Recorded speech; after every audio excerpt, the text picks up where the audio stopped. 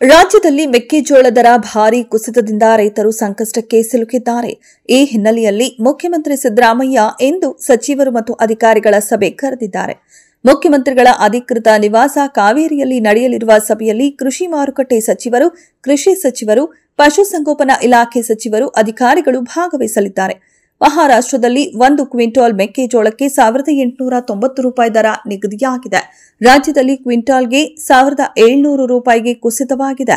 ಹೀಗಾಗಿ ಕೂಡಲೇ ಕ್ರಮ ಕೈಗೊಳ್ಳಬೇಕೆಂದು ರೈತರು ಆಗ್ರಹಿಸಿದ್ದು, ಇಂದು ಸಿಎಂ ಸಿದ್ದರಾಮಯ್ಯ ನೇತೃತ್ವದಲ್ಲಿ ನಡೆಯಲಿರುವ ಸಭೆಯಲ್ಲಿ ಚರ್ಚೆ ನಡೆಸಿ ತೀರ್ಮಾನ ಕೈಗೊಳ್ಳಲಾಗುವುದು.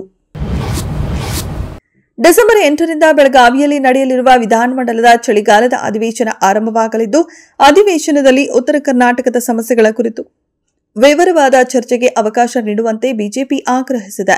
ಅಧಿವೇಶನದಲ್ಲಿ ಉತ್ತರ ಕರ್ನಾಟಕದ ಸಮಸ್ಯೆಗಳ ಕುರಿತು ವಿವರವಾದ ಚರ್ಚೆಗೆ ಅವಕಾಶ ನೀಡುವಂತೆ ವಿಧಾನ ಪರಿಷತ್ ಅಧ್ಯಕ್ಷ ಬಸವರಾಜ ಹೊರಟ್ಟಿ ಅವರಿಗೆ ಛಲವಾದಿ ನಾರಾಯಣಸ್ವಾಮಿ ಮನವಿ ಮಾಡಿದ್ದಾರೆ.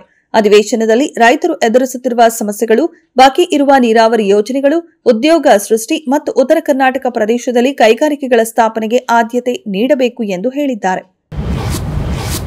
ಗ್ರೇಟರ್ ಬೆಂಗಳೂರು ಪ್ರಾಧಿಕಾರದ ವ್ಯಾಪ್ತಿಯ 5 ನಗರ ಪಾಲಿಕೆಗಳ ಮುಖ್ಯ ಮತ್ತು ಉಪಮುಖ್ಯ ರಸ್ತೆಗಳ ಸ್ವಚ್ಛತೆಗಾಗಿ ₹613 ಕೋಟಿ ವೆಚ್ಚದಲ್ಲಿ ಬಾಡಿಗೆ ಯಂತ್ರ ಪಡೆಯುವ ರಾಜ್ಯ ಸರ್ಕಾರದ ನಿರ್ಧಾರವನ್ನು ಗ್ರೇಟರ್ ಬೆಂಗಳೂರು ಪ್ರಾಧಿಕಾರ ಸಮರ್ಥಿಸಿಕೊಂಡಿದೆ. ಗ್ರೇಟರ್ ಬೆಂಗಳೂರು ಪ್ರಾಧಿಕಾರ ಮುಖ್ಯ ಆಯುಕ್ತ ಎಂ. ಮಹೇಶ್ವರ ರಾವ್ ಅವರು ಹಲವಾರು ಸಭೆಗಳನ್ನು ನಡೆಸಿದ ನಂತರ ಕಸ ಗುಡಿಸುವ ಯಂತ್ರ ಖರೀದಿಸುವ ಬದಲು ಬಾಡಿಗೆಗೆ ಪಡೆಯುವ ಕುರಿತು ನಿರ್ಧಾರ ತೆಗೆದುಕೊಳ್ಳಲಾಗಿದೆ ಎಂದು ಹೇಳಿದರು. ಆಸ್ಪತ್ರೆ ವೈಫಲ್ಯದಿಂದಾಗಿ ಅಪಘಾತ ಸಂತ್ರಸ್ತರಿಗೆ ವಿಮೆ ನಿರಾಕರಿಸುವಂತಿಲ್ಲ ಎಂದು ಹೈಕೋರ್ಟ್ ಮಹತ್ವದ ತೀರ್ಪು ನೀಡಿದೆ.